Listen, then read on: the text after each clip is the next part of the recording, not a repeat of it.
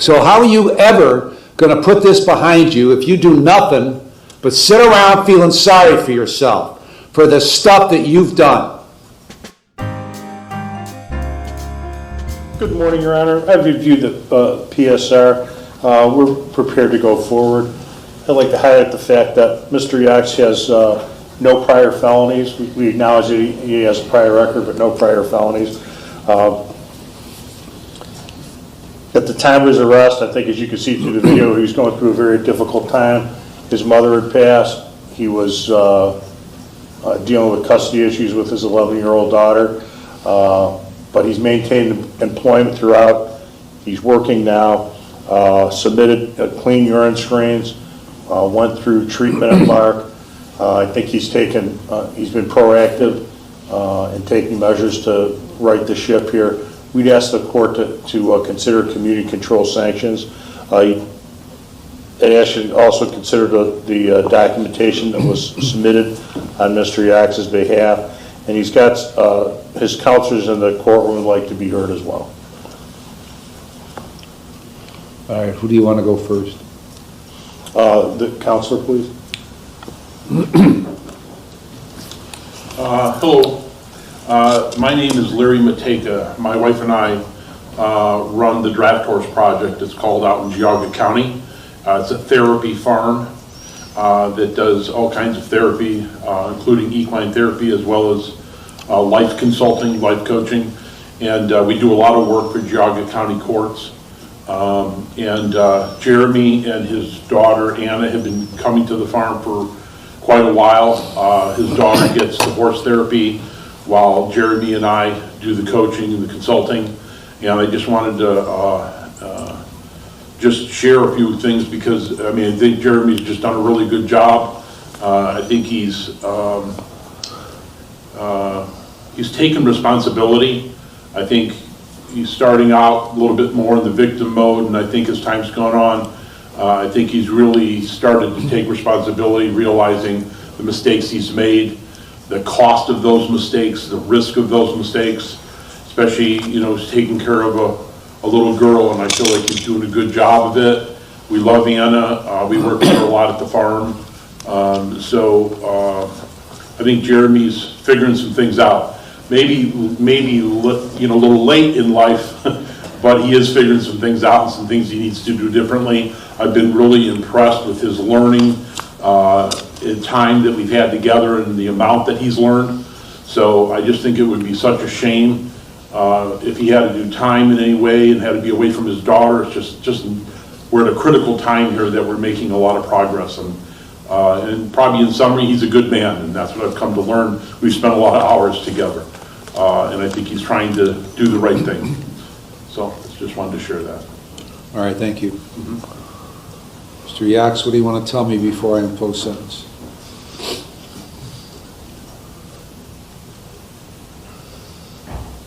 Nothing.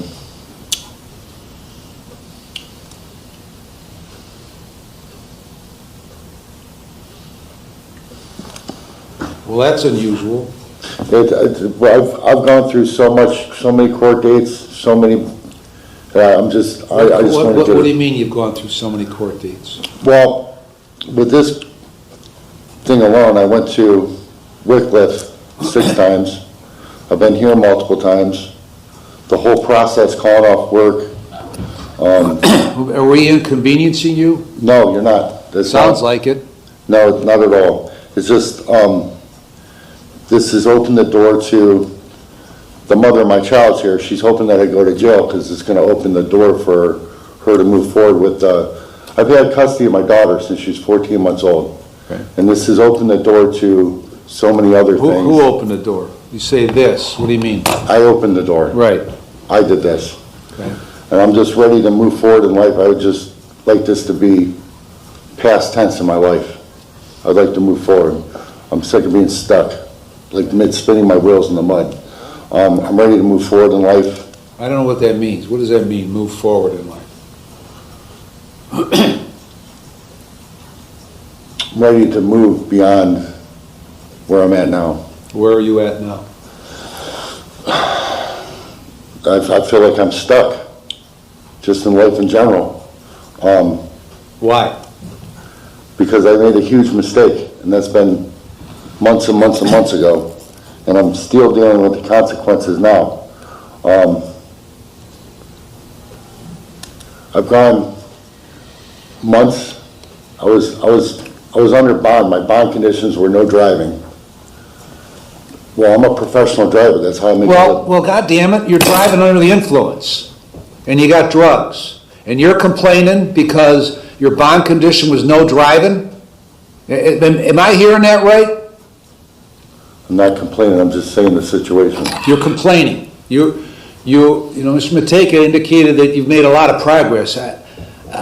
If that's true, I'd hate to see where you were when you started this shit, okay? Because you're a commercial driver, right? Right? Yes, sir. Okay. You got a lousy driving record, by the way, but you're still a commercial driver. And so you got drugs, you use drugs, you get in your car, and you get stopped. And boy, do you come across as being put upon, having to go through all this stuff. That's how you came across during the trial and the pretrial. That's how you come across right now. Woe is Jeremy. So how are you ever going to put this behind you if you do nothing but sit around feeling sorry for yourself for the stuff that you've done? Explain that to me. And then I ask you what you have to say, and you say nothing.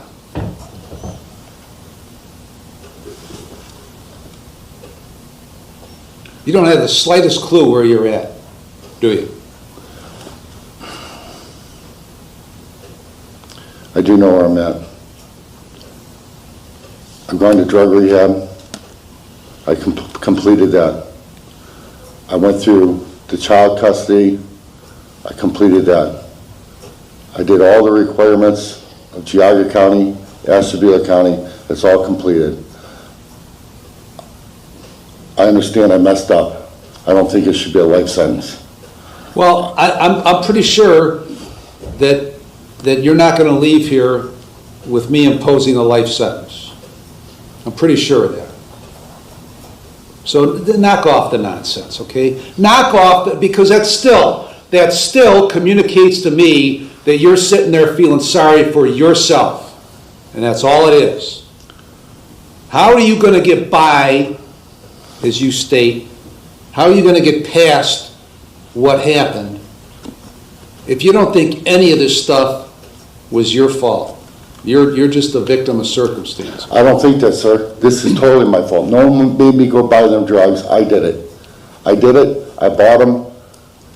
Not where I was at, where I got pulled over. I just happened to be in the same spot that they think it's a drug house, or it is a drug house. It was just happened to be a coincidence that I was there. I wasn't buying the drugs from him. What were you doing there? I was returning the chainsaw to him. Okay. Something I borrowed from him. I was only there a couple minutes, 10, 15 minutes. Then where'd you get the drugs? I got them from Geauga County at my mother's house where I was working. It wasn't even supposed to be crack what I was getting. It was supposed to be Adderall, but that's what he gave me. And There's no visible difference between crack and Adderall? it's totally different. Yes, there is. Okay, Yes. so it wasn't a mistake. Listen to me. Who had drugs at your mother's house? His name is Benny Blakely. What was he doing at your mother's house? He was helping me work on trees over there. We were cutting them down, moving them out of the way. And that's, you were shocked that Benny had crack, right? He was supposed to give me Adderall. Okay. But So he you gave me know crack that instead. you know that Benny deals in drugs, right? I do. Okay. And so you went there to get Adderall, and he gave you crack. And apparently you've never seen crack before, right? Years ago I did. Okay. So when he gave you crack, when you wanted Adderall, you just thought, well, what the hell, I'll take the crack.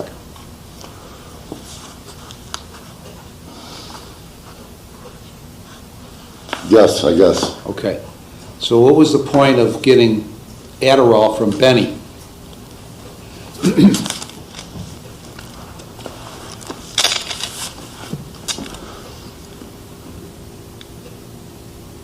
I took Adderall, I don't know, to be awake. There was so much going on.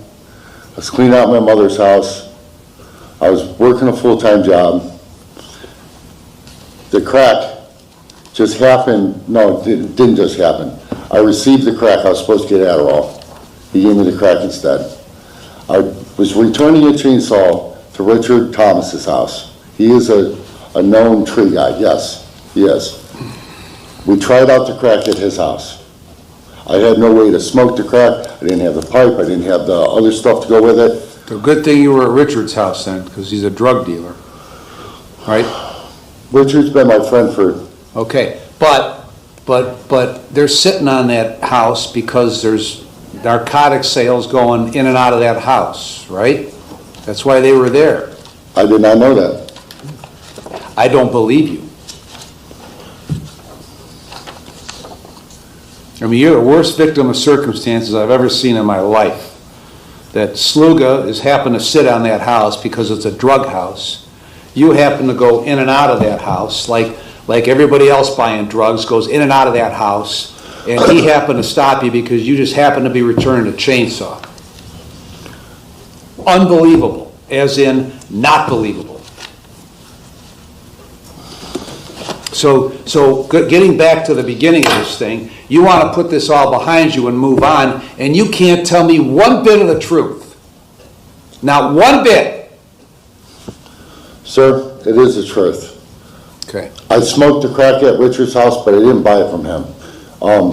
When the officer walked up to my window, he wanted me to make a deal with a wire in the house and whatever.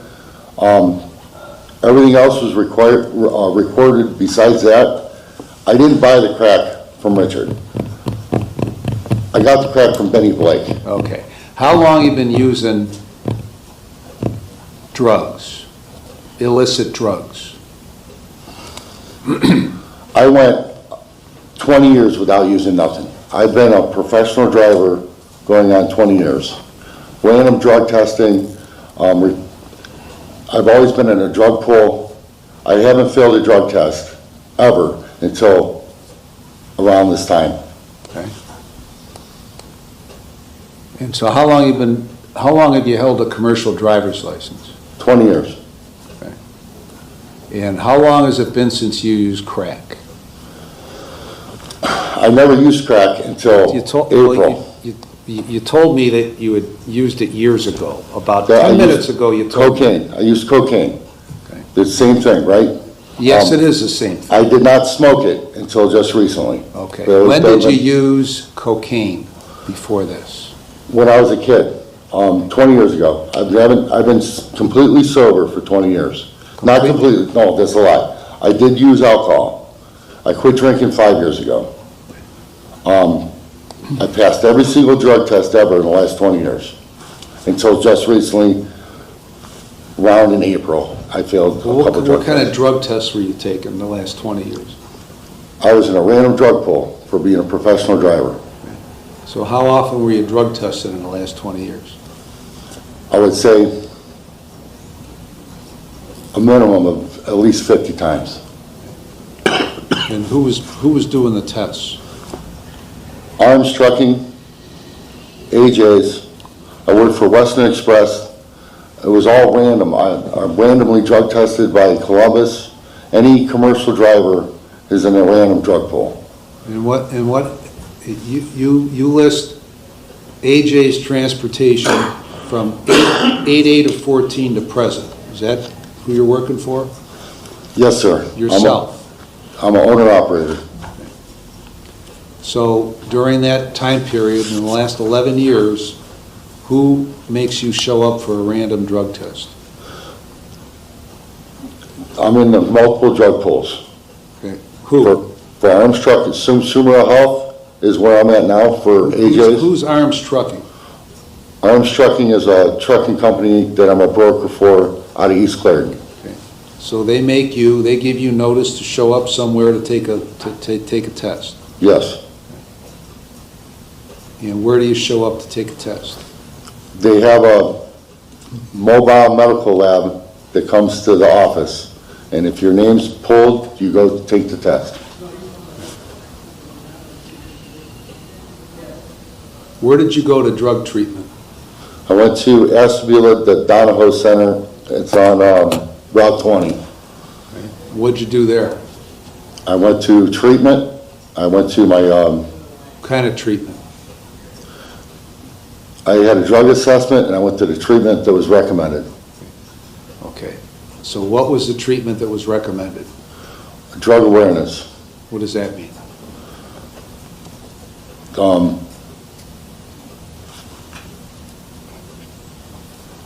You go to a class, and they tell you about the drugs and the consequences that it happens.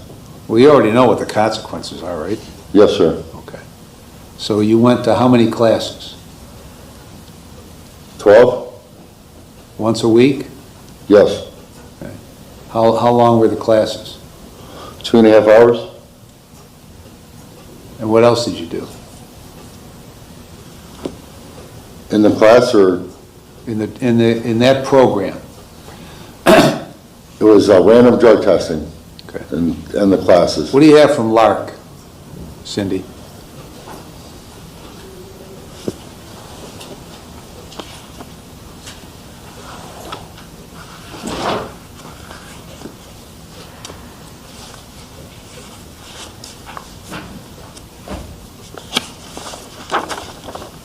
Your Honor, I have a certificate of completion for a substance abuse program from Lark. I have a letter from Lark that states his attendance at a substance abuse group, which is 1.5 hours long for 12 sessions. And then I also have an integrated service plan from Lark. What's the plan? Integrated service plan is for the defendant to have his daughter back, come back home, get back to work, and live a normal life. They set up some objectives to do that through Ashtabula Children's Services.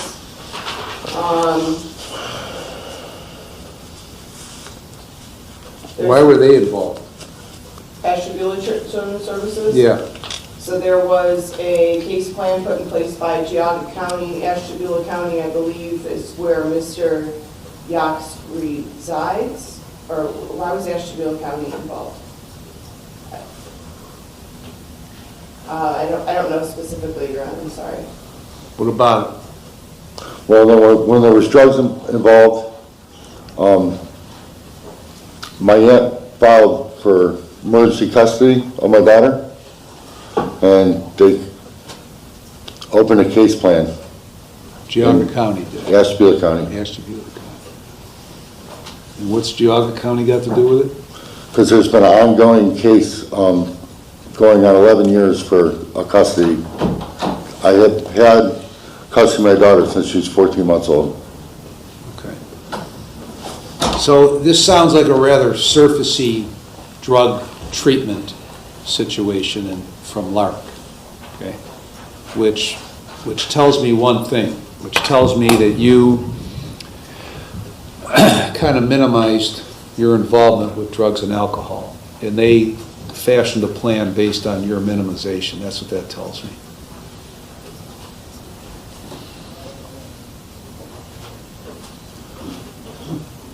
They asked me in my assessment a bunch of questions the exact same way. I really don't know. I did the assessment. Right. The assessment's only as good as the information you give the assessor, right? Well, I've been through, I mean, garbage in, garbage out, right? I've had multiple assessments throughout the years. Where else have you had an assessment?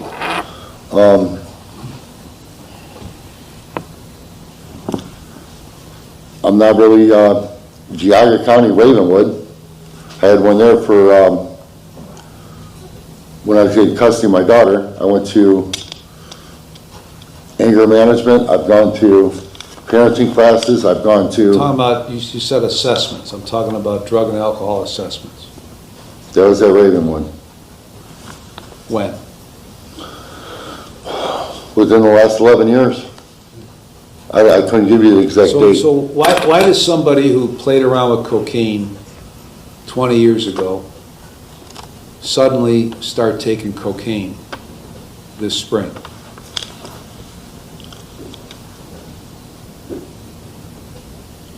I mean, first of all, before you answer that, did you have a really good experience with cocaine 20 years ago?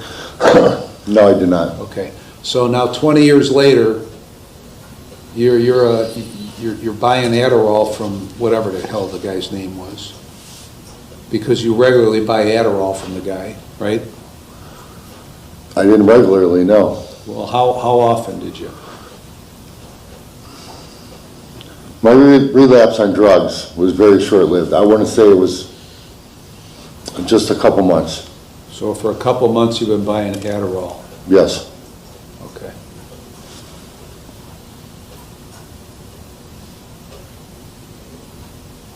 And to do what? To accomplish what? There was just so much going on. I was cleaning out my mother's house. I was running a business. I was a full-time father. There's only so many hours in the day, and I was tired. The Adderall kept me awake. So, did you get hooked on Adderall? I believe I did, yes. And so then this character who sells you Adderall illegally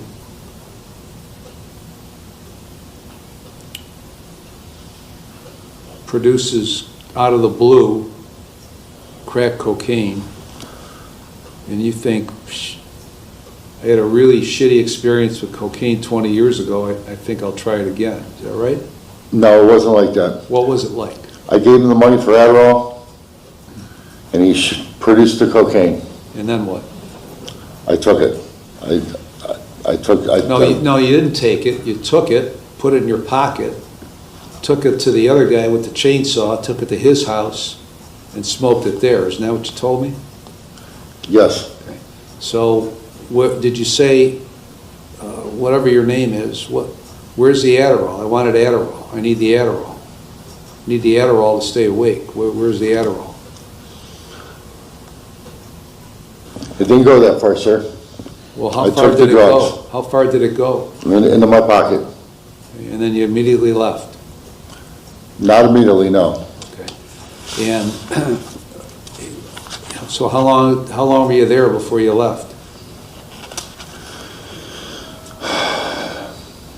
An hour, hour and a half. So an hour and a half later you leave.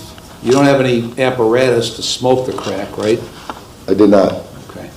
And so it just happened to be that you had the chainsaw that had to go over to somebody's house, and you knew that he was a drug dealer, that he would have the apparatus to smoke the crack, right? I did not know he was a drug dealer. Richard Thomas, I worked with him in Imperial Trade. I worked with him on and off. I knew he smoked crack, yes, I did. I did know that. I did not know he was a drug dealer. Okay.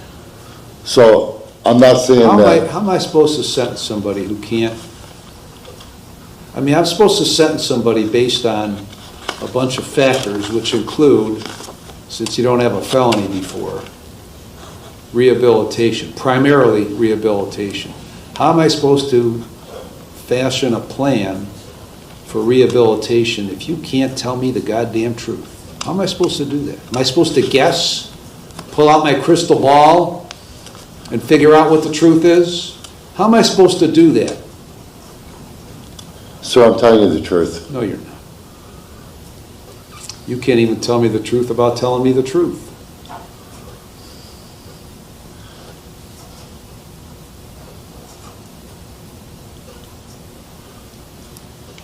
Richard Thomas has been my friend for numerous years. Maybe you need new friends. If you knew the guy was a crack addict, why is your friend a crack addict? That's his life choices. Okay. Well, it's your life choice to hang around with the crack addict, right? Maybe you got a bad circle of friends. You don't view it that, obviously you don't view it that way. You know, all this has gone on. I removed everyone from my house because the drugs were kind of at my house, per se. What does that mean? These Drugs people, the drugs were kind of at my house, per se. What does that mean? Drugs don't just walk into your house, okay? People who have drugs go into your house, and that's how the drugs get into your house. And you're letting people take drugs into your house for some reason. Somebody who doesn't use drugs is letting people who use drugs bring drugs into your house. okay, sir, my mom died. I have little sisters that are exposed to a bunch of bad people. I opened my door to these people, trying to help my sisters. Since then, I've been in trouble. I removed all them people from my house. Here, I have no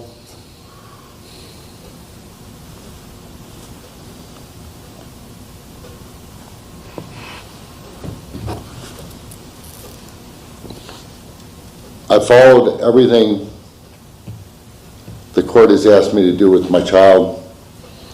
I'm trying to follow all the recommendations to all the courts. Here we are today, and I've done very, very hard to move forward from the situation that I'm in. With that said, Okay, that doesn't answer my question. can you repeat the question? Yeah, the question was, why are you letting people you know have drugs into your house? That's how the drugs got into your house. So why did you let that happen knowing it was going on? If you didn't use drugs until Adderall guy produced crack instead. That was my sister's boyfriend. Where was your sister? After my mom died, I let her stay at my house. After JFS was involved, I removed all them people from my house.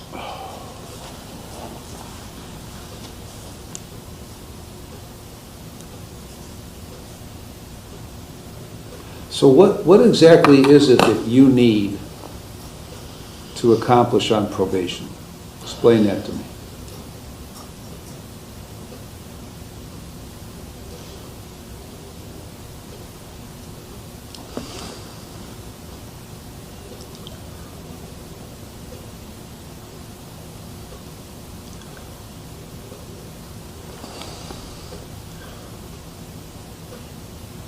I mean, you're the one asking for probation, right?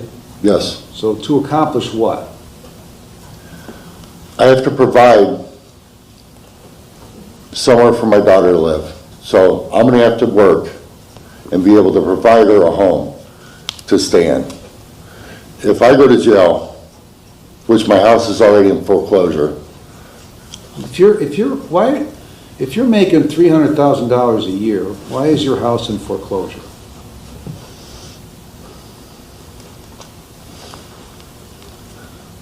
so it sounds like a big amount of money until you pay all your expenses, your fuel, your insurance, your breakdowns.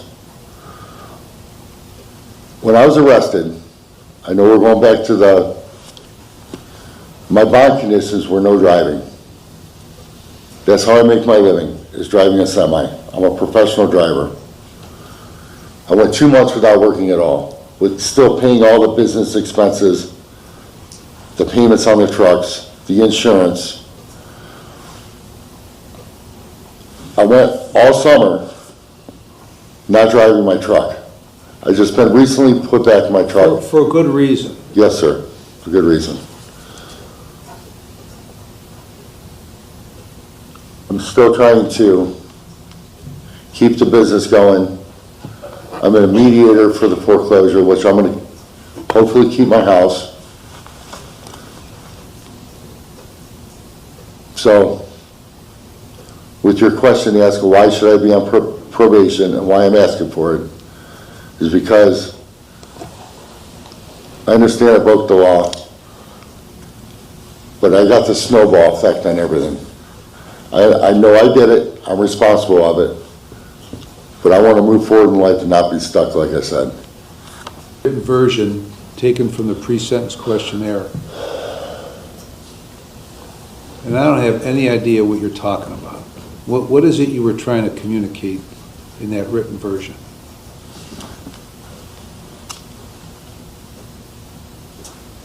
You remember filling out the forms for probation, that's what he's talking about.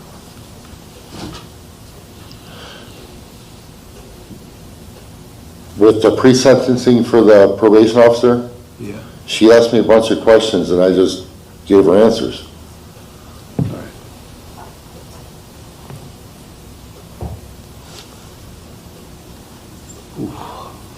Ms. Mulligan? Only because this is the defendant's first felony, and it is a felony of the 5th degree. The state's recommending community control.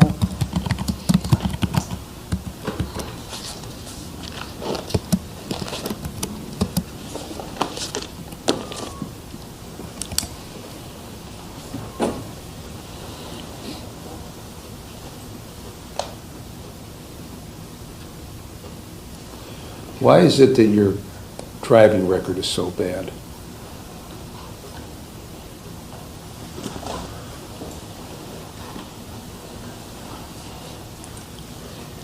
Never mind.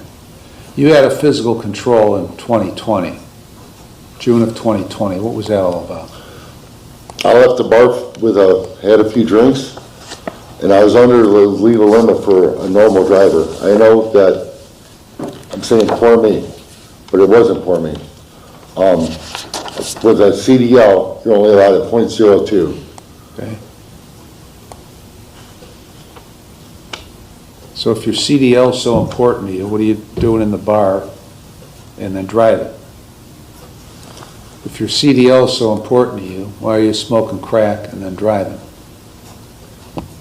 Why is that? That doesn't make one bit of sense to me. Why? Well, I guess it's because I didn't consider the consequence. So in 20, you suffer a consequence because you get a physical control, which I'm assuming apparently didn't have any impact on your ability to keep a commercial driver's license, but it probably had an effect on your insurance rate, right? Right? It did. Okay, so why didn't you think of the consequence when you smoked crack and got in the car?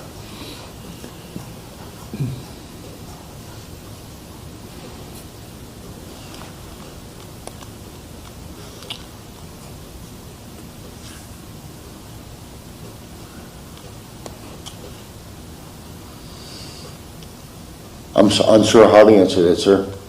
Well, why don't you give me an answer that sort of is truthful and makes sense?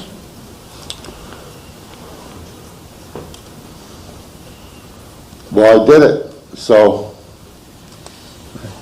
Well, let me ask you this. You went over to Chainsaw Guy's house and smoked some crack, right? Right? I did. I took one hit. One hit. I only had 2 beers. I only took 1 hit. Okay. So, Well, the test levels showed you how much I had in my system. I don't care. I don't care what the test level is. Okay, I don't really, that is the most inconsequential statement you've made so far today, among a lot of them. Okay, I don't care what the level was. So when you got caught by the police after you only took 1 hit of crack, what did they find on you? They found the remaining crack. Okay, why did you have the remaining crack with you? And what were you going to do with it?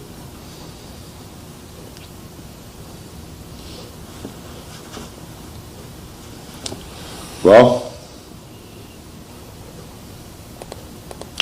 had it because I was taking it home with me, Okay, why? because it was mine. Okay, what were you going to do with it? Well, I probably would have finished it. Probably?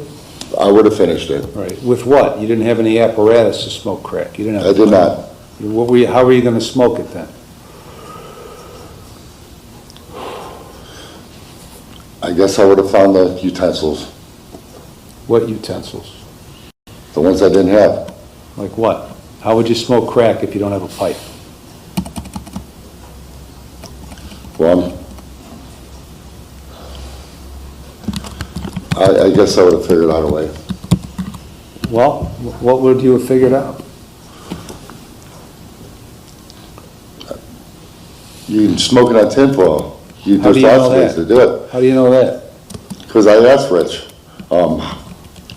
I didn't have the stuff to do it with. I would have I found know it. you didn't have it. You told me you didn't have the stuff to do it with it. I'm asking you, then why did you take it with you? Why didn't you leave it with Rich? How much did you pay for that other guy, Adderall guy? How much you pay for that crack? $50. $50. Okay. How much were you going to pay him for the Adderall? I prepaid him. He gave me the crack instead of the Adderall. You So- prepaid him what? $50.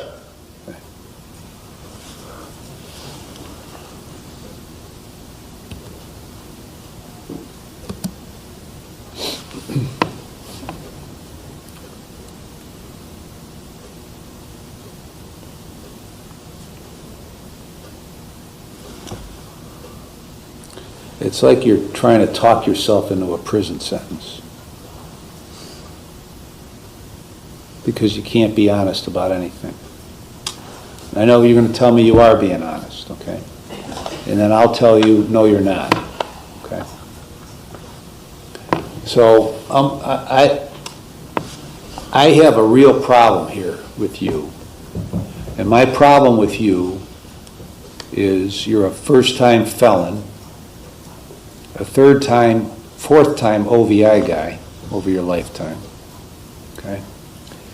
And the applicable statutes of the revised code tell me that essentially I have to put you on probation.